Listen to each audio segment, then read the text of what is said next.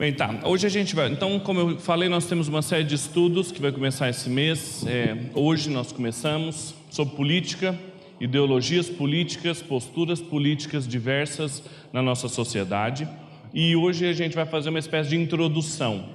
Nós vamos falar a respeito do que será a chave de análise de todos os outros domingos, ou a compreensão que nós vamos usar, um instrumento analítico que nós vamos ter para identificar, avaliar e escolher posturas políticas na esfera pública. E o que a gente vai fazer, vocês vão ver, eu já vou adiantar o argumento, é entender as ideologias políticas como idolatrias bíblicas. O cerne desse argumento está nesse livro aqui, que é o Visões e Ilusões Políticas, do David Koyzis, que é um cientista político grego-canadense, cristão, um dos melhores livros, na minha opinião, sobre política contemporânea, que foi escrito, independente entre cristãos ou não. Livraço. A gente tem alguns para vender ele na livraria, se você quiser, deve ter mais uns 3 ou 4 ali. Eu coloquei a foto aí, não dá para ver direito, mas é a queda do Muro de Berlim, em 1989, que tem um pouco a ver com o que eu vou falar aqui, que é justamente sobre como que a nossa sociedade, às vezes quando nós falamos de ideologias, somos criticados porque é entendido que nós vivemos uma espécie de era pós-ideológica. Como assim? De que depois da queda do Muro de Berlim, ou depois da Guerra Fria, os grandes dois blocos que existiam ideológicos, a União Soviética, o comunismo, de uma forma mais tradicional, foi vencido pela democracia liberal capitalista. Então, o que levou algumas pessoas a dizer que nós vivemos numa era pós-ideológica, ou seja, não tem mais tantas ideologias como tinham antigamente, propaganda ideológica, comprometimentos ideológicos mais profundos, a ponto de um conhecido intérprete político chamado Francis Fukuyama ter escrito um livro em 1992 chamado Fim da História e o Último Homem, em que ele dizia que a história tinha chegado ao fim. O que isso significa? É claro que ele não estava falando que tinha acabado a história e que os dias não iam continuar aparecendo, mas que a política ou a história política ou o fim das ideologias gerou o que a gente chama de fim da história. Nós não teremos mais uma luta, um conflito partidário ideológico como nós tínhamos antes, porque, segundo Francis Fukuyama, o que aconteceu foi a vitória de desses blocos apenas, e o que a gente tem vai ser só melhorar e tolerar uns aos outros nas sociedades democráticas, liberais, capitalistas. O que existe é só isso. E é claro que várias pessoas, o Fukuyama ainda está em atividade, sim, depois de ter escrito esse livro, ainda manteve-se em atividade, mas muitas pessoas se tornaram assim, críticas do argumento dele, de que não foi exatamente isso que aconteceu, não é tão assim certo que acabaram as ideologias políticas, etc. Mas alguém que sempre critica o Fukuyama é o Slavoj Žižek, que é um outro filósofo político contemporâneo, e ele faz uma crítica interessante. Ele fala o seguinte: é fácil zombar da ideia do fim da história de Francis Fukuyama, mas hoje a maioria é fukuyamista, porque ele vai falar que todos nós somos, de certa forma, fukuyamistas. Por quê? Porque o capitalismo liberal democrático, ele é aceito como a fórmula finalmente encontrada da melhor sociedade possível, e tudo que se pode fazer é torná-la mais justa, tolerante, eficaz, etc. Então, o que o Slavoj Žižek está falando aqui? É que parece, eu e você, que a gente não tem mais um medo que era muito mais comum para quem viveu antes de 89, ou seja, no bloco da Guerra Fria, de que havia o desafio dos comunistas, a perseguição dos comunistas, o medo de uma sociedade tornar-se comunista. Ou pense, por exemplo, no cenário da Segunda Guerra Mundial, a ascensão do nazismo e as conquistas que tinham. Tem uma série muito interessante ainda, ela não está no Netflix, ela está no da Amazon lá, gente, como é que é o nome? Amazon Prime, que chama O Homem no Topo da Montanha, que conta, é uma ficção política, mas conta como se o nazismo tivesse vencido a Segunda Guerra e como que era a sociedade. A gente não tem esse tipo de medo. Fica parecendo que existe um grande bloco hegemônico ideológico que a gente chama de democracia liberal, que é essa que a gente vive, mais ou menos, e o que a gente tem que fazer é torná-la mais eficiente, mais tolerante. e às vezes isso vindo de um cristão é ainda mais prejudicial, quando ele não consegue entender o que está no cerne do jogo das ideologias políticas. Bem, o David Coites está aí, ele está vivo, é um cristão, ele veio ao Brasil, ele veio a Goiânia, gente. Tentar levar ele em Londres, em vários lugares, ele veio a Goiânia, num evento que o Mosaic fez junto com o Labri, e ele falou, ele está aprendendo a falar português, você acha ele no Facebook, você conversa com ele, ele responde em português. Ele é um irmão muito simpático. E ele critica exatamente essa imagem de um fim das ideologias políticas. E olha o que ele diz, a análise dele é muito interessante. Boa parte desse discurso prematuro da morte da ideologia decorre de um certo pensamento fantasioso, daí o nome do livro dele, Ilusões Políticas. Os discípulos de ideologias frequentemente desejam impor as complexidades da realidade social à própria concepção simplista de uma ordem social monolítica. Ou seja, o Francis Fukuyama, o que ele está falando quando ele fala do fim da história? É que não acabaram as ideologias, mas ele quer impor justamente o pensamento dele às complexidades sociais que a gente tem, com uma visão muito monolítica, ou seja, muito estável, uniforme, que não consegue dar conta das diversidades que nós temos políticas. Ele continua dizendo, porém, os que trocam, está escrito errado aí, a marcha, não, está certo, os que tocam a marcha fúnebre da ideologia, via de regra, já caíram nos laços de uma visão de mundo, que filtra sua percepção da esfera política, embora eles tipicamente relutem em rotular essa visão de mundo como uma forma de ideologia. Daniel Bell, que é um outro cientista político que também em 1960 estava escrevendo sobre o fim da história, e Fukuyama não são, na verdade, profetas de uma nova ordem social despida de compromissos ideológicos. Então, o que eles estão fazendo? Simplesmente estão prevendo o triunfo da própria ideologia favorita. No caso, e é o que a gente tem hoje em dia, uma combinação de liberalismo e democracia potencializada pela orientação tecnocrata dos cientistas sociais. No raiar de um novo século, porém, já deveria estar claro que a ideologia em si não está, de modo algum, prestes a desaparecer, apesar de algumas ideologias específicas terem perdido o seu atrativo. O que ele está falando aqui? É que, apesar de vários filósofos, cientistas políticos, analistas sociais estarem dizendo que a gente vive num bloco mais ou menos hegemônico, eu coloquei o Fukuyama de um ponto de vista mais conservador e coloquei o Zizek também de um ponto de vista mais progressista, ou as duas categorias que eu vou falar mais à frente que não são adequadas, uma à direita e outra à esquerda do espectro político, há uma espécie de prematura concordância entre eles que a gente vive numa era pós-ideológica. Só que o que o Coites vai falar? Ele fala assim, olha, isso não acontece. O que está por trás de uma plataforma política, uma escolha político-partidária, são visões de mundo que estão em operação. Quem fez as nossas disciplinas de cosmovisão aqui no semestre passado sabe o que estava em jogo quando a gente fala sobre visões de mundo. E quando a gente desconsidera isso, a gente não consegue perceber quais são os compromissos exigidos de um cidadão quando ele escolhe determinada plataforma política. O que ele está falando aqui é que, apesar de muitas vezes um partidário de uma ideologia não gostar de chamar a sua visão de mundo de ideológica, porque às vezes a gente usa isso até como ofensa hoje em dia, quando a gente fala, você é um ideólogo, isso aqui é uma ideologia, isso assumiu até um tom pejorativo na nossa sociedade. É justamente porque a pessoa não consegue perceber o que está em jogo. Então, eu vou começar mostrando para vocês qual que é o cenário político hoje. O que a gente tem hoje que caracteriza a nossa época, que é tão diferente realmente do bloco, da antiga hegemonia de dois blocos ali, pré-Guerra Fria e durante a Guerra Fria. O que aconteceu com a nossa sociedade, o que é mais típico para mim e para você quando a gente vai escolher um candidato político, mas não só quanto a isso. A gente precisa ter uma concepção mais ampla de política, que ela não se dá apenas durante o período eleitoral. A gente fala de visões de mundo o tempo todo, e uma pessoa com uma visão de mundo às vezes mais liberal, mais nacionalista, mais progressista, ela vai ter essa visão de mundo em todos os aspectos da sua vida.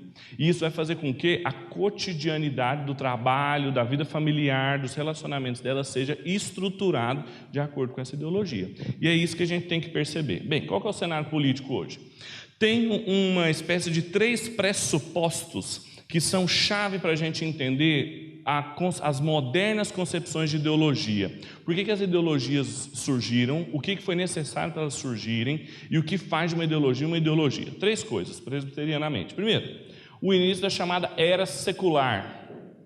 A gente chama de era secular o trabalho magnífico de um sociólogo católico chamado Charles Taylor, em que ele descreve o surgimento do que a gente entende por secularização da sociedade.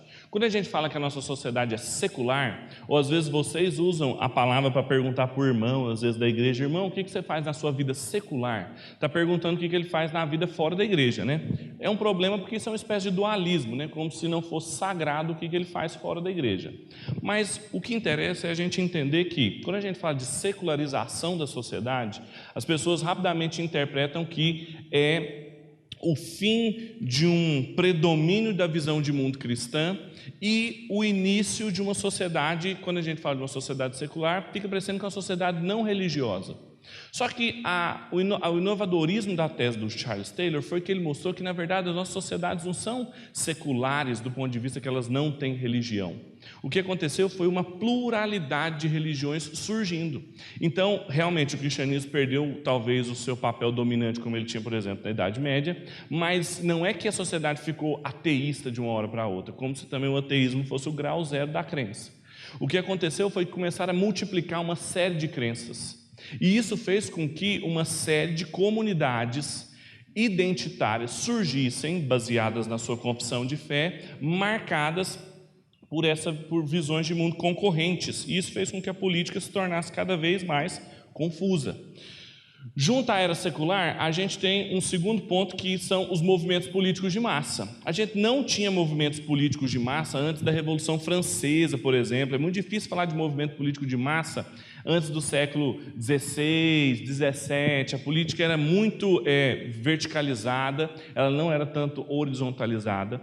Então, as ideologias, ou uma forma ideológica de organizar a sociedade que servisse para todo mundo, pressupõe o quê? Que existam movimentos de massa. Então, sempre uma ideologia, ela é massificada, ou seja, ela serve para as pessoas responderem de maneira muito rápida questões que são complexas. Geralmente, como que isso acontece na minha e na sua vida, principalmente na internet? Com as palavras de ordem. Vem para a rua, fora Temer, Lula livre, diretas já. São frases que carregam consigo todo um conjunto político, ideológico. Por quê? Porque é massificado, é uniformizador e é monolítico. Não diz respeito à complexidade da situação. Então, isso é um caráter eminentemente ideológico. E o terceiro e último é o aperfeiçoamento tecnológico.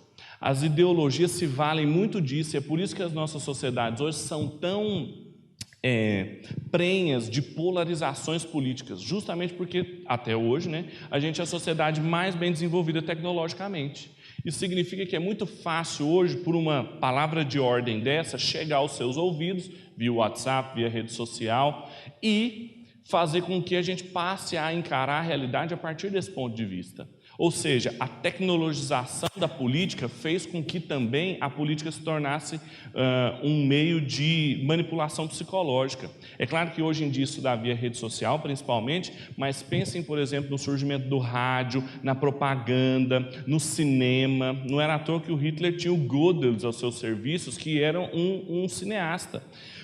Produzir filmes que retratavam uma Alemanha tal como o partido nazista queria era bom para a propagação de uma ideologia nacionalista. Então, tudo isso fez com que a gente assumisse posturas cada vez mais ideológicas. Então, isso são os pontos que germinaram a nossa sociedade tal como a gente tem. Olha o que o Coiso vai falar sobre isso. Principalmente, esse é um ponto importante aqui até agora. Se você for lembrar de uma coisa, a terceira coisa que ele vai falar aqui, ela é muito importante para a gente entender o nosso tempo. Olha o que ele diz. Então, as ideologias estão longe de se extinguirem no mundo pós-Guerra Fria, apesar das ocasiões e previsões em contrário. Depois da peleja entre o comunismo e a democracia liberal ter virado uma lição da história, outras ideologias se apresentam para preencher o vácuo deixado pelo colapso do comunismo. Uma série de novas ideologias surgiram na nossa época, agora a gente já está passando do nosso tempo. Os exemplos mais notáveis são, por um lado, o nacionalismo étnico e o radicalismo islâmico, que a gente nem vai falar deles aqui.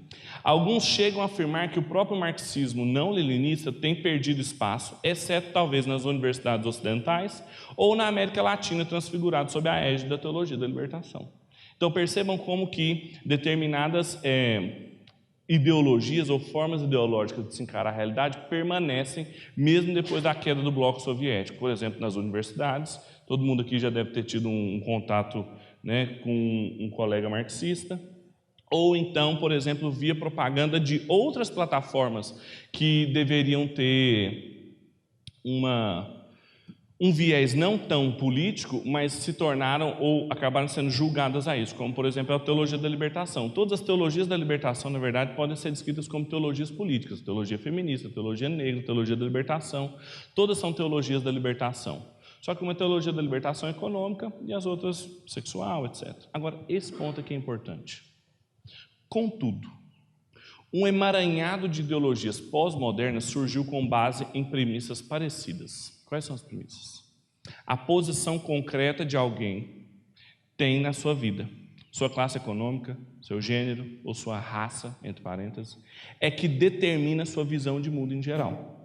Isso tem encorajado o que muitos chamam, faltando um M aí, de política da diferença. Jacques Derrida, todos os pós-estruturalistas falam sobre política da diferença.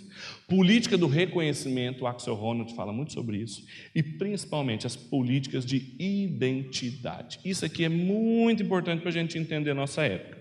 O que são políticas de identidade? Isso aqui é é o estado da questão, que está na ordem do discurso hoje. O que é uma política de identidade? É um grupo dentro de uma sociedade que organiza toda a sua existência baseado ou na sua posição concreta da vida, ou em seu gênero, ou em sua raça. Observe, são grupos feministas, são grupos de negritude, são grupos cristãos, são grupos dentro de uma sociedade que organizam toda a sua forma de enxergar a partir da sua identidade.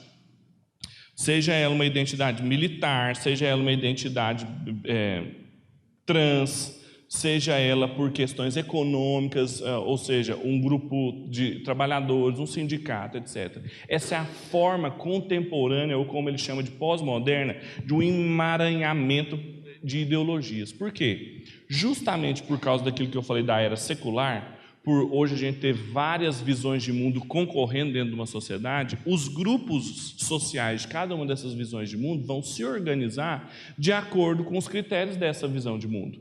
E isso vai fazer com que surjam uma série de ideologias ou propostas políticas ideológicas baseadas nessas visões de mundo. E elas são, além de concorrentes, o argumento que eu vou mostrar para vocês é que esse é o maior sinal da nossa falência política na contemporaneidade.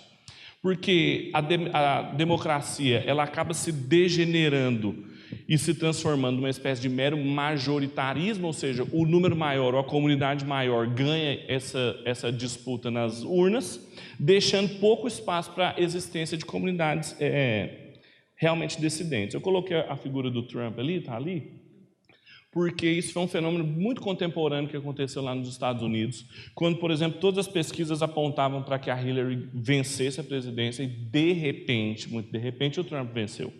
É claro que o que alguns analistas mostram é o que estava por trás da vitória do Trump, que parecia não ser uma figura política tradicional, ou seja, com carreira política, ainda que ele estivesse na esfera pública em vários âmbitos, empresarial, cultural, etc., o que mostra aqui é que o jogo ideológico político ele é organizado de uma outra forma hoje em dia, muito mais alicerçado na política de identidade.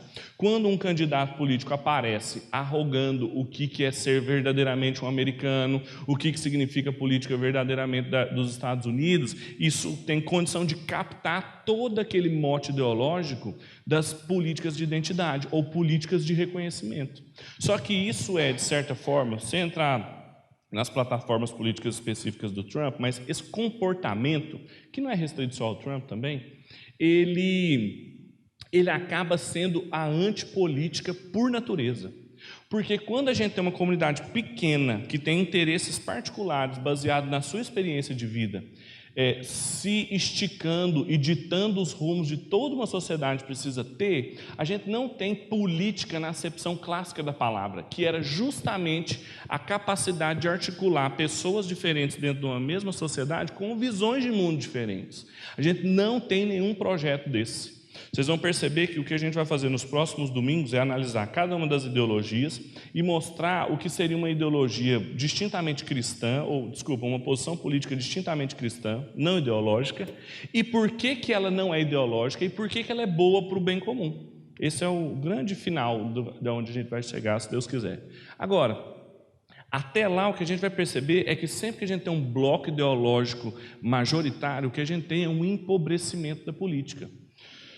Quem desenvolve bastante isso é o Charles Taylor, e ele mostra como que, aquele filósofo canadense que eu falei para vocês, ele é católico, se eu não me engano, num livro chamado A Ética da Autenticidade, ele vai mostrar como que, justamente por políticas de identidade, essas políticas de reconhecimento, essas que a gente conhece, candidatos que se ergueram todos com uma pauta só. Por exemplo, o Jean Willis, quando se ergueu com uma pauta só da criminalização da homofobia e depois ele mudou para o casamento do mesmo sexo. Ou então candidatos que se elegem com uma pauta apenas progressista, feminista, nacionalista, militar, etc. O que isso acontece e o que mostra que elas são antipolíticas? Porque existe uma contradição fundamental nelas.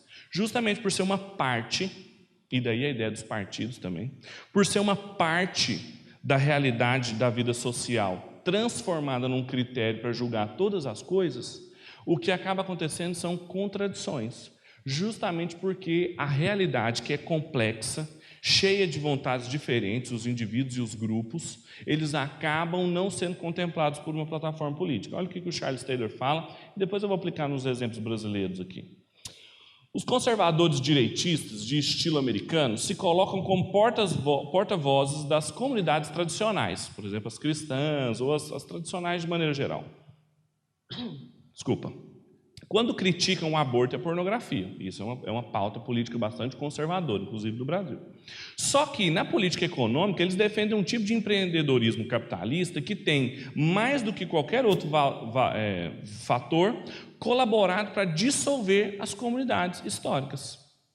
Então veja que tem uma contradição aí. De certa forma, numa política ou na micropolítica moral, existe uma pauta que é defendida como a favor da família, das comunidades tradicionais, mas na pauta econômica ou na sua postura econômica, há uma defesa de um sistema que dissolve essas comunidades históricas.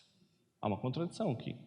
Ao mesmo tempo em que promove, por exemplo, um atomismo social, quando exacerbera a posição do indivíduo autônomo da iniciativa privada, desrespeita as fronteiras e as lealdades locais, às vezes em visões muito comunitaristas, e está sempre pronto a fechar um vilarejo perto de uma mina que não produz ou desmatar uma floresta que não promete algum lucro.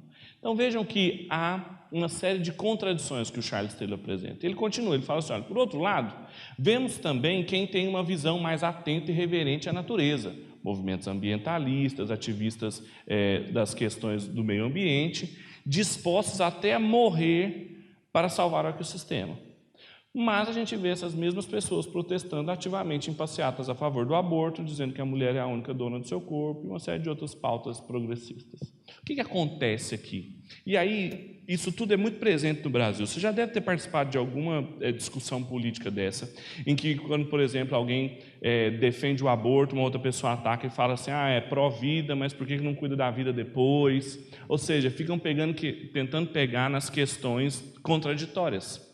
Ou, por exemplo, a gente pega representantes públicos que defendem, por exemplo, valores tipicamente cristãos, mas por exemplo, assim, são rápidos para falar que tem uma visão de mundo criacionista, por exemplo, não evolucionária, mas são rápidos para defender um tipo de darwinismo social, em economia, em práticas públicas, ou seja, o que a gente tem é uma contradição clara. Por quê? E o porquê de tudo isso que acontece na nossa sociedade? Por que essas contradições elas apontam para o fim da política, esse emaranhado de contradições? Eu poderia lembrar vários outros, por exemplo, candidatos que estão se propondo a presidentes do país e não fique tentando, eu não vou falar os nomes, mas eu fico tentando adivinhar quem que eu estou batendo e em quem eu não estou batendo. Não se preocupe, nós vamos bater em todos daqui para o final do mês. Daqui para o final do mês a gente vai observar todos, porque exatamente por não existir uma espécie de candidato puro que encarne os valores cristãos que a gente está apresentando. O que a gente vai apresentar para vocês são critérios para você avaliar justamente os candidatos que você vai votar. A gente vai ter que votar em algum, mesmo não tendo um elemento puro. E também os critérios para você continuar observando a trajetória política do seu candidato. É para isso que serve. Então, não é para a gente levar no final e falar assim, beleza, em quem a gente vai votar?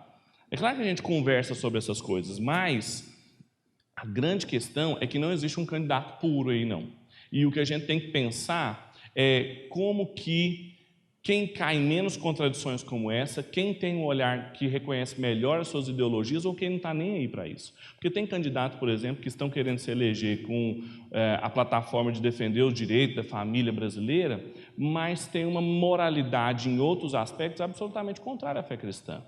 A gente consegue observar isso nos discursos políticos e na trajetória política de cada um deles. Então, por que essas contradições elas apontam para o fim da política? E por que alguém que cai nesse tipo de jogo de políticas identitárias, que é o que a gente tem hoje, infelizmente, a gente está vivendo, então, o pior tempo político que a gente tem, que fica parecendo que é o melhor, com mais possibilidades. É por uma coisa que uma filósofa alemã chamada Hannah Arendt falou sobre as ideologias e como que elas têm aspectos muito próximos do totalitarismo. Ela escreveu um livro chamado As Origens do Totalitarismo. Ela, que era uma filósofa alemã que estava ali no meio do Terceiro Reich, saiu da Alemanha e foi morar nos Estados Unidos. E quando ela escreveu A Origem do Totalitarismo, ela falou o seguinte: as ideologias, todas elas, pretendem conhecer os mistérios de todo o processo histórico, ou seja, os segredos do passado, as complexidades do presente e as incertezas do futuro, em virtude da lógica inerente das suas respectivas ideias. Ou seja,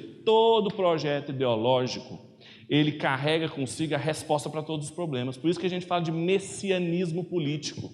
Quando você estiver pensando que se você eleger determinado candidato ou candidata a determinado cargo público, você vai conseguir resolver todos os problemas do passado, do presente e do futuro, você está raciocinando ideologicamente e de uma maneira não cristã. Não interessa quem que é o seu candidato, pode ser o mais extrema-direita ou o mais extrema-esquerda, ou o mais bem equilibrado no centro, você não vai conseguir respostas desse tipo, porque isso é um tipo de messianismo. E a Hannah Arendt vai mostrar em todo o seu raciocínio que as ideologias elas têm aspectos totalitários.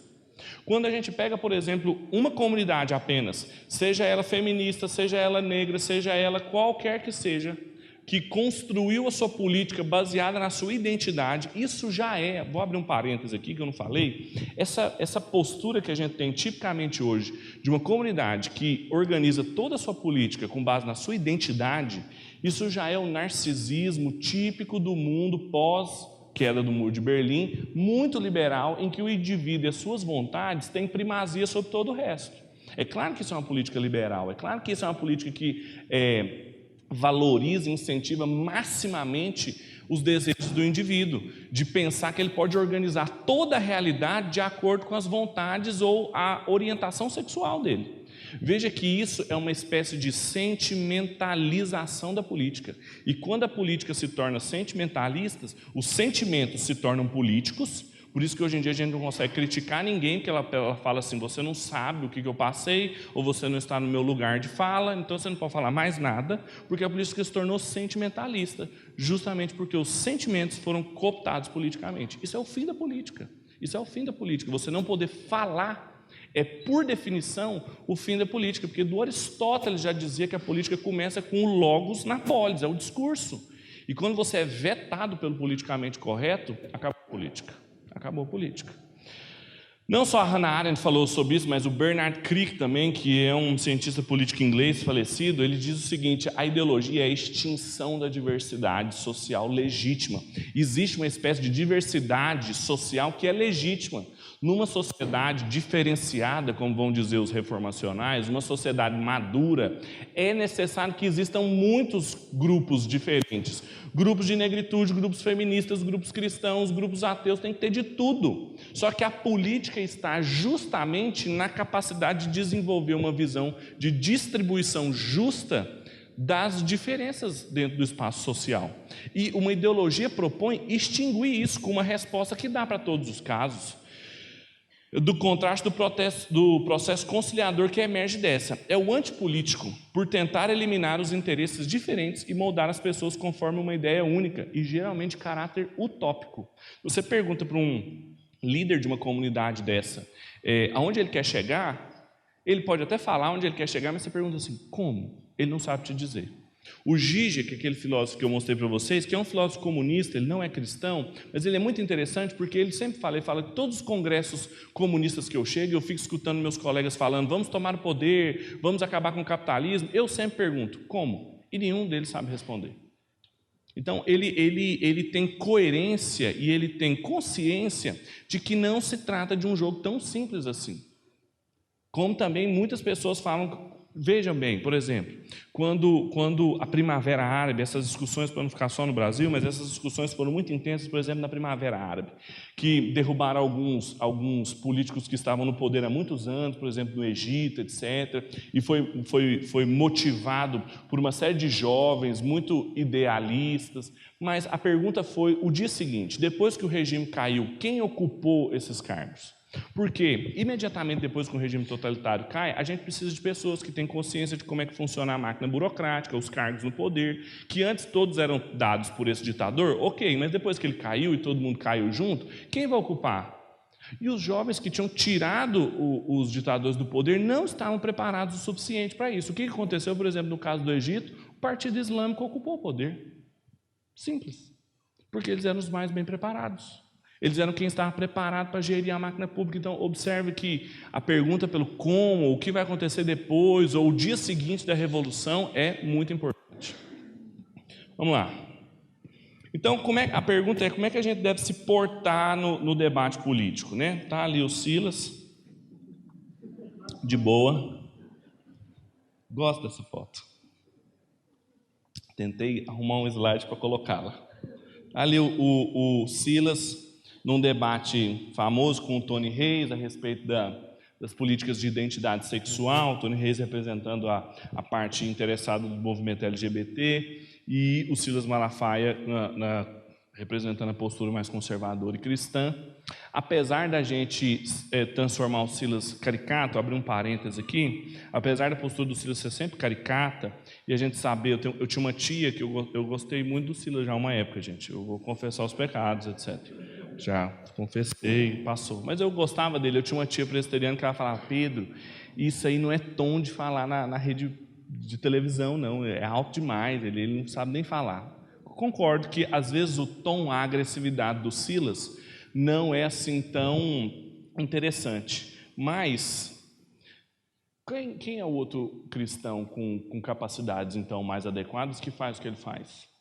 Que defende pautas que são minimamente cristãs? Tem uma bancada progressista, muito arrogante das suas capacidades políticas, que simplesmente se silencia diante de determinadas pautas públicas, ou pior, é cooptado por essas pautas ideológicas.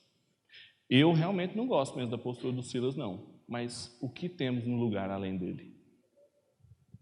Fecha parênteses. Como que a gente se porta no debate político? Não estou nem falando assim no debate público. Como é que você vai conversar com as pessoas? O que você tem que saber com o seu colega de trabalho, com o seu amigo lá da universidade, a sua amiga? Como é que você conversa com ele sobre política? O Coises fala algumas coisas interessantes para a gente.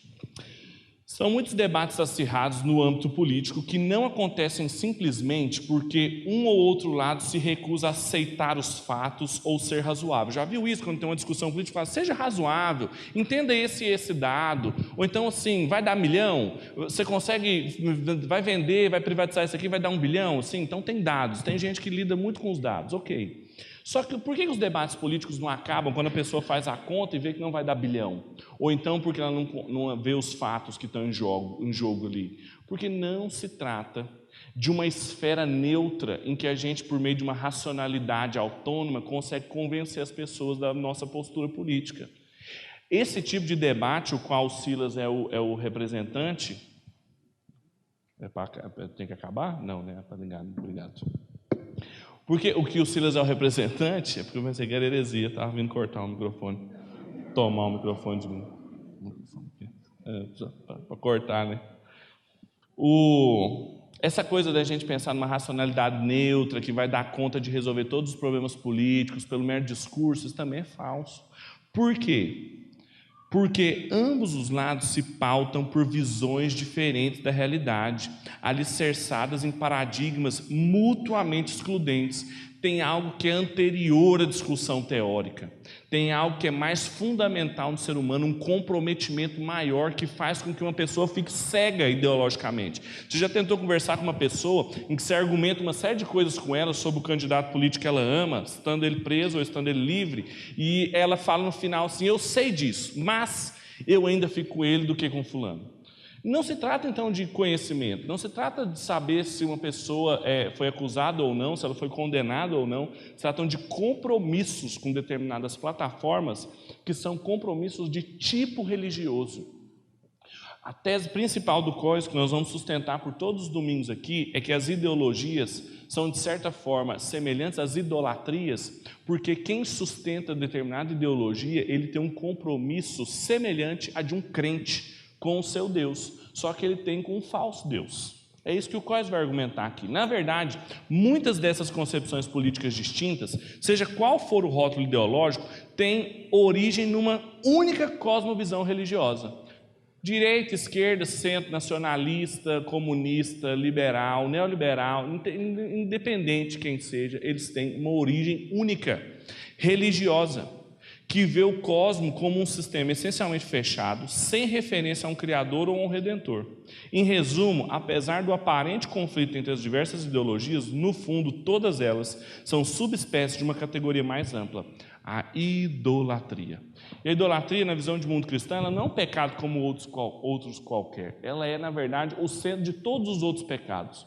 É interessante, por exemplo, quando João termina sua primeira carta, lá no Novo Testamento, capítulo 5, no último versículo do capítulo 5, ele não estava falando de nada disso, ele fala assim: filhinhos, fugi dos ídolos.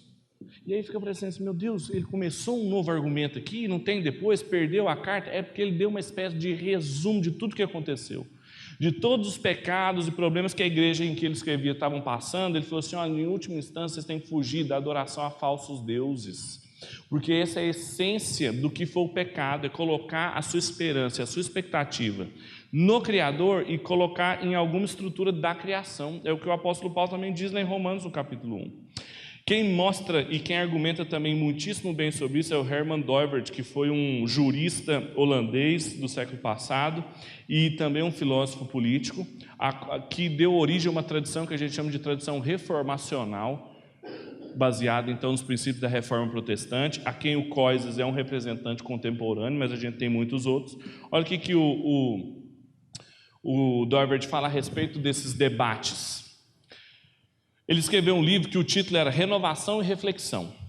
O título Renovação e Reflexão faz-me lembrar da palavra de ordem renovação. Ele escreveu esse livro em 63, ou seja, pós Segunda Guerra Mundial, início da Guerra Fria, etc., em que a palavra de ordem era reconstrução. Você lembra da perestroika, por exemplo, que nada mais é do que reconstrução. Então, o que está acontecendo aqui? Uma série de sociedades que estão querendo reconstruir o mundo pós Segunda Guerra Mundial. E o livro que a gente tem em português, foi traduzido com o título Raiz da Cultura Ocidental, chamava Renovação e Reflexão.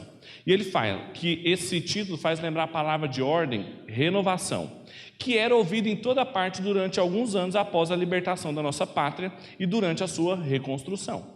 Essa palavra obliterava muitas vezes qualquer tentativa de reflexão acerca dos fundamentos e direções que a busca por uma renovação deveria ter. Essas palavras de ordem, tipo perestroika, reconstrução, 50 em 5, expressões dessa, elas obliteram, ou seja, elas impedem que a gente perceba, e todas elas são ideológicas, elas impedem que a gente observe o que a gente precisa mesmo, qual a direção e sobre quais fundamentos a gente deve construir uma verdadeira reconstrução dos valores da nossa sociedade. Isso aconteceu na Holanda pós-Segunda Guerra e acontece no Brasil também. Quando a gente pensa num país melhor, depois de determinadas crises, ou o amadurecimento da nossa sociedade pós o segundo impeachment, a gente pergunta assim: como é que vai se dar essa reconstrução? As palavras de ordem não nos ajudam nisso. Por quê? O Doivert vai continuar explicando. A maneira como esse movimento, que no caso ele está falando que originalmente era o nacionalismo holandês, mas serve para qualquer movimento idólatra, dito progressista, reivindica que poderia solucionar a antítese em todo o seu sentido para a vida temporal. Ele exigia urgentemente uma renovada reflexão acerca do sentido e do objetivo dos motivos básicos que têm controlado a nossa cultura no seu desenvolvimento. A gente precisa urgentemente pensar quais são os motivos mais básicos que controlam as ideologias políticas. Ele vai falar como. Devemos simplesmente esperar que duas opiniões sejam colocadas em pauta e que se dê a cada lado a oportunidade de apresentar uma série de argumentos a favor do seu ponto de vista. A gente acha que esse tipo de debate político, que a gente vai começar a ver muito agora nesse ano, mas que sempre acontece, a gente crê que se a gente colocar o Silas Malafaia de um lado e o Tony Reis do outro, um vai convencer o outro assim de uma hora para outra. Ô Silas, é mesmo, não tinha pensado nisso. É verdade, vou largar toda a minha orientação sexual e vou para a sua igreja. Funciona assim? Não funciona. Aquele amigo seu assim que já tatuou Lula livre, adianta você conversar com ele? Ou aquele seu outro que quer votar no Bolsonaro e quer intervenção militar, parece que adianta você mostrar algumas coisas para ele? Por quê? Parece-me que desse modo pouco ou nada se alcança. Esse tipo de debate permanece superficial. Os argumentos de ambos os lados só aparentemente confluem, pois os pontos de partida mais profundos, os que determinam os argumentos, ou seja, o âmbito pré-teórico, permanecem ocultos. Tem compromissos no coração das pessoas que nós conversamos, seja ela de qual comunidade de identidade ela for, que organiza a visão política dela e faz com que a gente precise de uma outra abordagem, uma abordagem genuinamente cristã, que é o que a gente vai desenvolver aqui, é que a gente não se perca nesse tipo de debate, muito menos em rede social. Fica aí uma dica. Não podemos nos contentar com a superficialidade, mas procurar renovação aonde? A fundo. Para que o diálogo do pós-guerra possa contribuir para a renovação espiritual de nossa nação, ele deve penetrar nessa dimensão mais profunda da vida humana, onde uma pessoa não pode mais fugir de si mesma. Esse caminho é de fato acessível a todo leitor sério e não simplesmente a um seleto grupo de intelectuais.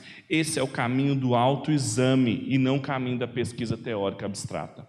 Quando o que a gente está propondo aqui, o que a gente vai propor por todos os domingos, é a gente fazer um exame, um autoexame à luz das Escrituras, porque é a única que consegue fazer isso. A Bíblia fala que é ela que penetra o mais profundo do coração humano, não é um psiquiatra, não é um psicólogo, não é o psicólogo social.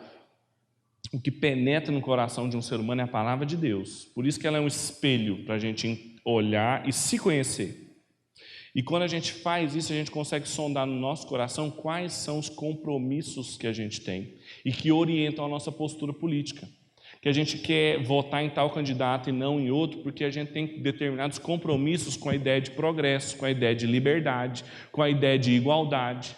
E a gente precisa tomar muito cuidado para que esses compromissos não assumam caráter idólatra, ou seja, que eles funcionem no nosso coração como um Deus, que eles prometam esperança e tragam determinado tipo de utopia para nós, que simplesmente nada da criação pode dar.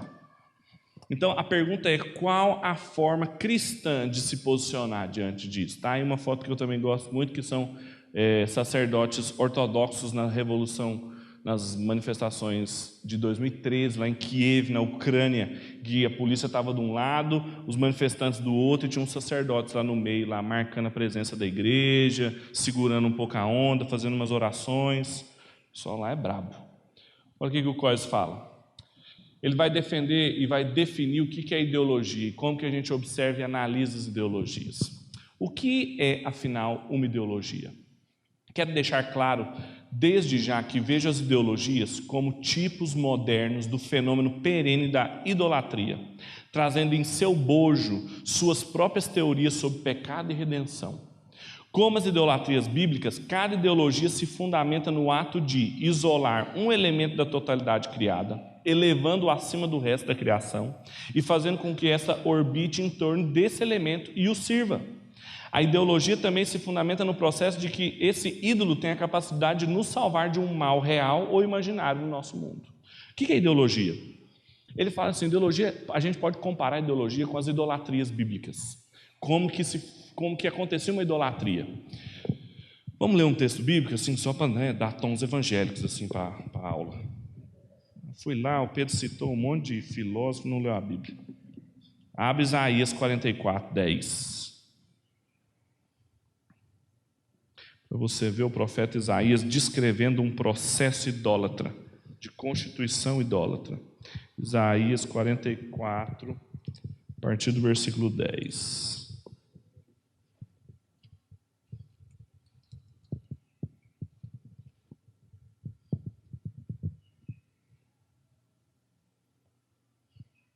Vamos ler a partir do 9. Todo mundo achou? Isaías 44, 9. Todos os artífices de imagens de escultura são nada, e as coisas que eles tanto estimam não têm valor nenhum. Então pensa num processo, olha aqui para mim, pensa num processo idólatra, tradicional, que ele vai falar aqui, de fazer uma estátua. A gente pensa num ídolo, a gente pensa numa estatuazinha, né, que alguém vai lá, ajoelha, adora. Mas pensa num marxista, quando ele estiver falando aqui. Pensa num liberal, quando ele estiver falando aqui. Pensa num nacionalista, quando ele estiver falando aqui. É uma das aplicações do texto. Eles mesmos são testemunhas de que elas nada veem, nem entendem, para que sejam envergonhados. Quem formaria um Deus ou fundiria uma imagem de escultura que não tem valor nenhum? Eis que todos os seus seguidores ficarão envergonhados, pois os artífices não passam de homens. Que todos eles se reúnem e se apresentem, sentirão pavor e todos juntos serão envergonhados. O ferreiro pega uma ferramenta e trabalha nas brasas. Vai moldando um ídolo com um martelo e forjando-o com a força do seu braço. Ele tem forma e perde as forças, não bebe água e desfalece. O carpinteiro estende o cordel sobre a madeira e com o lápis esboça uma imagem. Alisa com a plana, marca com o compasso e faz com que a escultura a semelhança e beleza de um ser humano para ser colocada num templo. Um homem corta para si cedros, toma um cipreste ou um carvalho, fazendo escolha entre as árvores do bosque, planta um pinheiro e a chuva faz crescer. Tais árvores servem ao homem para queimar. Com parte da sua madeira ele se aquece e também assa o pão. Com a outra parte ele faz um deus e se prostra diante dele. Esculpe uma imagem e se ajoelha diante dela. Metade queima no fogo e com ela assa a carne para comer. Faz um assado e dela se farta e também se aquece e diz: já estou aquecido, e como é bom olhar para o fogo. Do resto ele faz um deus, uma imagem de escultura, ajoelha-se diante dela, prostra-se e lhe dirige oração dizendo: livra-me, porque tu és o meu Deus. Até aqui. Isaías é preciso aqui no texto. Olha como que a gente percebe como que funciona uma idolatria e esse processo que o Coyce falou. O que acontece? Um artífice ou um ideólogo pega uma parte da criação, da mesma forma que um carpinteiro vai e pega um pedaço de madeira, e ele elege aquilo como critério para ele julgar todas as coisas da criação. Um Deus, um falso Deus. Por exemplo, pense nas ideologias comunitaristas, o marxismo, o nacionalismo, etc., em que pega uma comunidade e coloca ela no status para julgar todas as outras. Quando você cria ou você diviniza um elemento da realidade, no caso de um marxista, por exemplo, a comunidade proletariado, por exemplo, no marxismo leninista bem clássico, bem ortodoxo, o que acontece ali? Você demoniza ou você transforma em um inimigo todas as expressões ideológicas também contrárias à sua. Por exemplo, a iniciativa privada.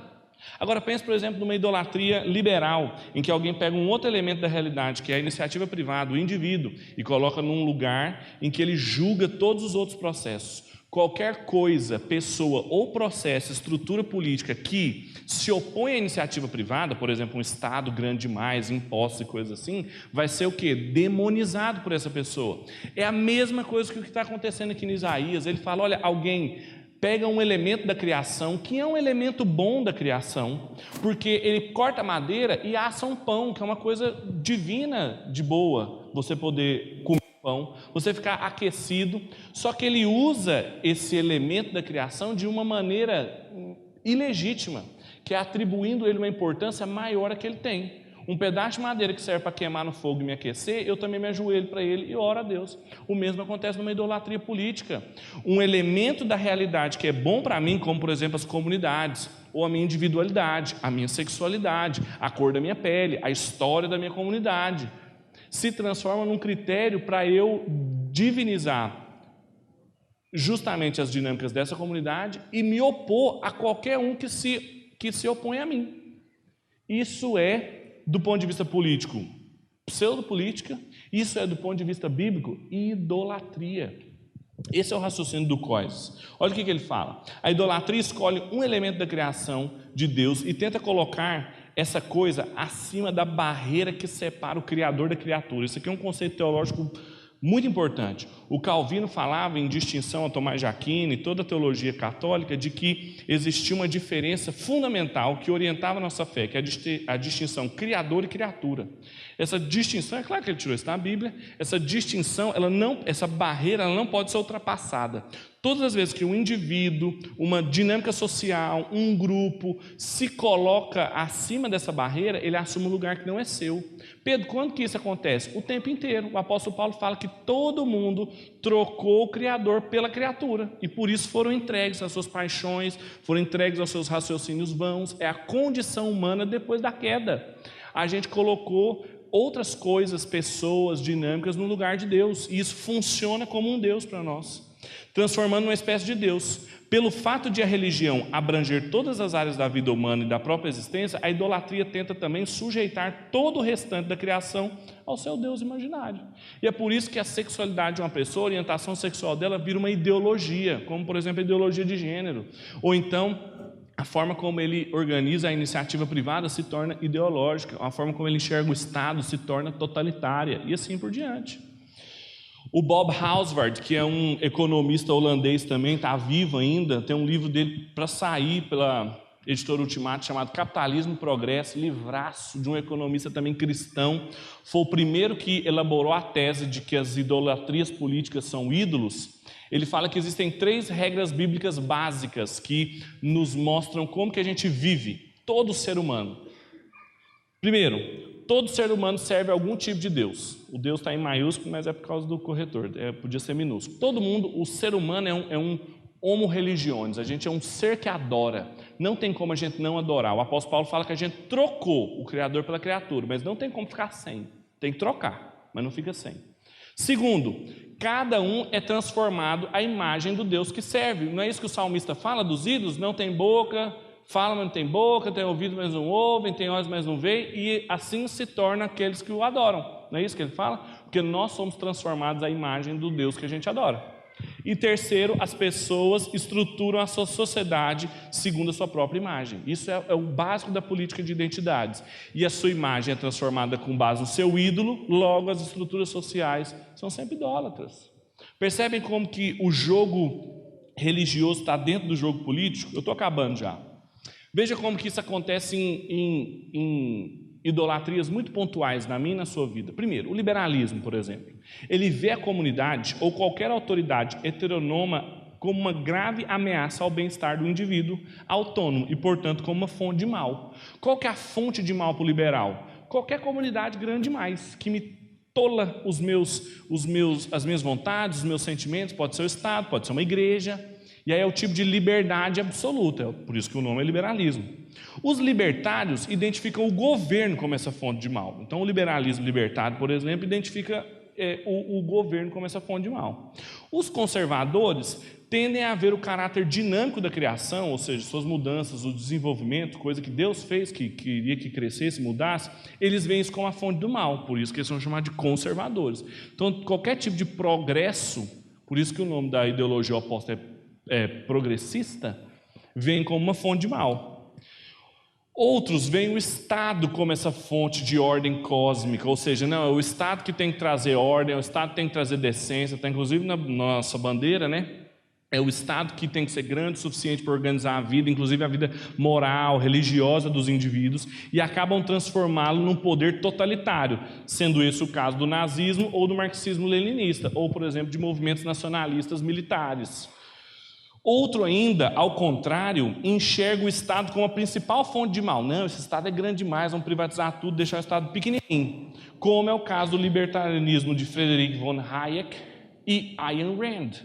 que são talvez a ponta mais longínqua assim, do liberalismo econômico e político. Inevitavelmente, todos esses exemplos, a gente poderia ficar aqui analisando todos, é o que a gente vai fazer nos próximos domingos.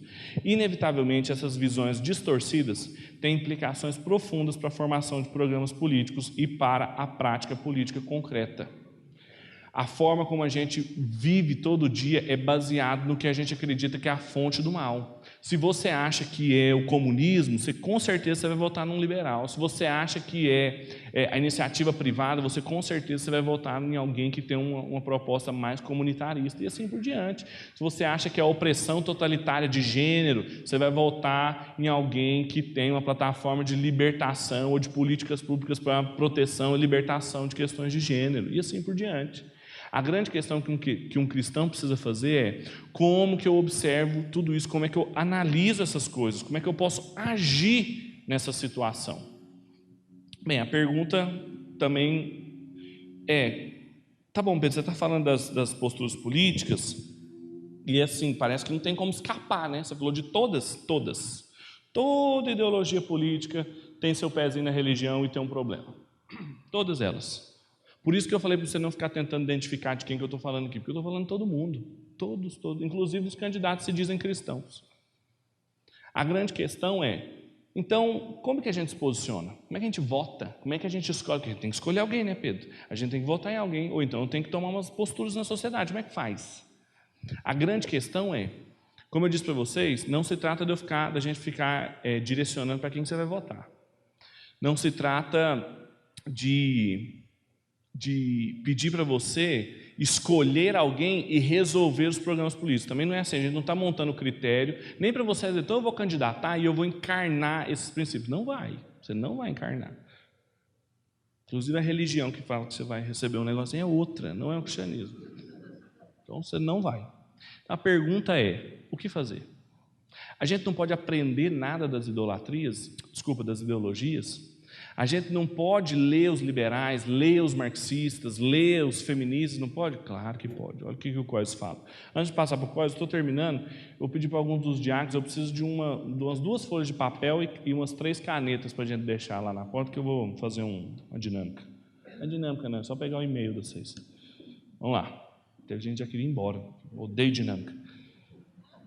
Se as ideologias se desenvolvem a partir de uma cosmovisão idólatra, acaso significa que elas não têm nada de positivo para nos ensinar? Pedro, você fica lendo esse Slavoj Žižek aí, você citou um monte de Slobodan Milošević aí, um monte de gente aí que ninguém sabe. Para que você fica fazendo isso com a sua vida? Elas não têm nada para ensinar? Claro que tem. De modo algum, diz o Cois, a melhor maneira de avaliar uma ideologia é partindo de um ponto de vista cristão. Nós, meus irmãos, temos o privilégio, nós temos assim o protagonismo de podermos avaliar as idolatrias políticas de um ponto de vista melhor do que qualquer outra pessoa dentro da sociedade. E o que é triste é ver um cristão abrindo mão desse privilégio para engolir um pacote econômico, ao invés de ser apto para identificar o que tem de bom, reconhecer o que tem de mal e perceber para onde que tem que caminhar uma restauração, ou seja, agir com criação que é de redenção. O cristão tem que pensar com cosmovisão cristã. Por ora, basta dizer que, se as ideologias erram ao transformar um pedaço da criação num Deus, e se ao mesmo tempo essa coisa criada todavia permanece boa, como eu falei para vocês, não é porque um liberal transformou a iniciativa privada num Deus que a individualidade não é boa. Deus criou o indivíduo. Não é porque um nacionalista transforma a nação num Deus que a nação não é boa. O Estado é uma ordem criacional de Deus, seja lá o tamanho que a gente vai dar para ele. O Estado, a política, o gênero, o sexo, tudo isso, a cor de pele, tudo isso é criação de Deus. Então, como é que a gente faz? Porque isso permanece bom, mas uma ideologia transforma isso num ídolo. O que a gente faz? Parece razoável, ele diz, que as ideologias e os seus adeptos tenham descoberto fragmentos da verdade que talvez nenhum cristão tenha conseguido enxergar. Na verdade, podemos defender a tese de que é necessário discernir o lado bom de uma ideologia antes de entender as suas deformações.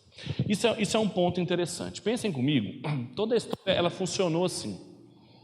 Tem uma corrente científico-filosófica moderna chamada empirismo. John Locke, uma série de pessoas, Francis Bacon, a revolução científica toda, foi muito alimentada pelo empirismo. O que é o empirismo? Dizer que toda verdade vem da experiência empírica. Isso é uma distorção? Claro, porque tem verdade que não vem da experiência empírica. Por exemplo, a revelação de Deus não vem da experiência empírica. Mas é verdade que muitas verdades vêm da experiência empírica? Claro. Então, o empirismo fez a gente avançar muito cientificamente, até mais do que se a gente tivesse uma posição muito equilibrada. Porque ele acabou exigindo muito da realidade, nos levando a avanços científicos interessantes. O racionalismo, a mesma coisa. Então, o que um cristão faz? Ele não lê outras literaturas que não sejam cristãs? Claro que lê. Se você observar o trabalho do Coyes, ele está citando não cristãos o tempo inteiro e avaliando. E isso também tem que servir para nós como um critério. A gente não pode, eu vejo muitos cristãos encontrando, por exemplo, tem uma onda agora de autores conservadores. Então, por exemplo, o cara pega o Eric Voegelin da vida, por exemplo, que foi um austríaco, e aí ele vai e acha tudo resposta lá no Voegelin. Voegelin não era crente. Ou então no Roger Scruton, e acha todas as respostas no Roger Scruton. Roger Scruton não é crente. Não tem todas as respostas. Eles são motivados por visões de mundo contrárias à fé cristã. Eles falam coisas verdadeiras? Lógico. Mas eles têm toda a verdade? De maneira nenhuma. Então o que um cristão faz? Ele analisa, ele vê o que dá para reter, ele critica o que tem que ser criticado, ele consegue transitar melhor do que todo mundo. O Dom Robson Cavalcante escreveu um livro uma vez sobre política que ele chamava Cristão, o Chato. Porque o cristão é o chato da história. O cristão está no meio dos progressistas, aí ele vai e critica o progressismo. Ele está no meio dos conservadores, ele vai lá e critica o conservadorismo. Ele está no meio dos racionalistas, ele critica a razão. Ele está no meio dos empiristas, ele critica essa experiência científica muito exacerbada. A gente fica criticando o tempo todo. Por quê? Porque a gente não se satisfaz com esses pacotes. O pacote sempre vem com o vírus junto. Então a gente tem que saber identificar essas coisas. E o cristão é o único que pode fazer isso. É o que eu chamo, para terminar, de fazer política com um martelo nas mãos. Está aparecendo o Thor aí? Ali o Thor. Quase que ele não aparece. Está ali o Thor com o seu martelo, né? O famoso martelo de Thor. Um cristão tem que fazer política com um martelo nas mãos. Como assim? O martelo destruidor de ídolos. O martelo que quebra os ídolos. Vocês lembram no texto que a gente leu aqui, que fala que é uma profecia, né? De certa forma, ele está falando da situação em que Israel estava vivendo ali, o povo de Deus estava vivendo, só que também falava do dia do juízo final, em que as ideologias e os ídolos iam ser esmigalhados com um martelo, né? Eu vou citar um filósofo não cristão aqui, para mostrar como que ele acertou, e como que ele ensina como é que eu e você devemos nos portar, e é isso que a gente vai apresentar nos próximos encontros aqui. A gente vai dar martelos para vocês, picaretas assim, bem específicas para determinado tipo de ídolo, para você poder quebrar assim, ó, e poder não ter o seu coração cooptado por uma ideologia política. Quem falou sobre isso foi o Nietzsche, num livro chamado Crepúsculo dos Ídolos, ou Como Filosofar com o Martelo. Eu quero que você vote com o martelo, eu quero que você analise política com o martelo. Olha o que o Nietzsche diz. Outro meio de cura, em certos casos, para mim é preferível, consistiria em surpreender os ídolos. O que seria isso, surpreender os ídolos? Há mais ídolos do que realidades no mundo. Lembra do apóstolo Paulo no Areópago? Chegando lá em Atenas e percebendo como que só tinha ídolo e aquilo deixou o coração dele irritado. O Nietzsche também percebeu isso. Tem muitos ídolos, falsos deuses na realidade, mais do que a realidade do mundo. E esse meu mau olhar para o mundo é também o meu mau ouvido. Fazer perguntas com o martelo e talvez ouvir como resposta aquele célebre som oco. Sabe quando você bate no ídolo e a gente falava que aquele santo era do pau oco? Lembra disso? O Nietzsche está falando assim, pegar um martelo, bater numa idolatria, fazer perguntas para ela para poder quebrar a idolatria e ouvir o que de resposta? Oquidão. Está oco, está vazio, é uma idolatria isso aí. Que vem das vísceras inflamáveis, que deleite para alguém que tem outros ouvidos por trás dos ouvidos. Que também é uma imagem bíblica, né? Que quem tem ouvidos ouça o que o Espírito diz às igrejas. A gente tem que ter ouvidos, maus olhos para o mundo e maus ouvidos para o mundo. Mas não é para criar o mundo criação de Deus, para as idolatrias desse mundo. Quando apresentarem um pacote para resolver todos os seus problemas, sejam eles políticos, sexuais, religiosos, você faça perguntas com o martelo na mão. Jeremias fala que a palavra de Deus é esse martelo que esmiuça e quebra. Faça perguntas do ponto de vista do Deus verdadeiro para poder disseminar e destruir os deuses falsos. Fazendo as perguntas corretas, você vai conseguir ouvir por que aquele santo é oco, por que aquela idolatria é falsa, porque ela promete uma falsa esperança. O que nós vamos fazer nos próximos domingos é justamente isso. A gente vai mostrar cada uma delas. Vai começar com o liberalismo conservador nacionalista, que não necessariamente andam juntos, mas no Brasil andam. Inclusive, a gente tem um candidato político, ele é liberal, conservador e nacionalista. Então, a gente tem que analisar politicamente. Depois a gente vai fazer com o marxismo, socialismo marxista, ou visões mais marxistas, comunitaristas. Depois a gente vai fazer com a democracia, porque tem gente que acha que a democracia, assim, tá tudo bem com ela. E no final a gente vai ver a proposta genuinamente cristã, que dá para adiantar que é uma espécie de pluralismo cristão. Beleza?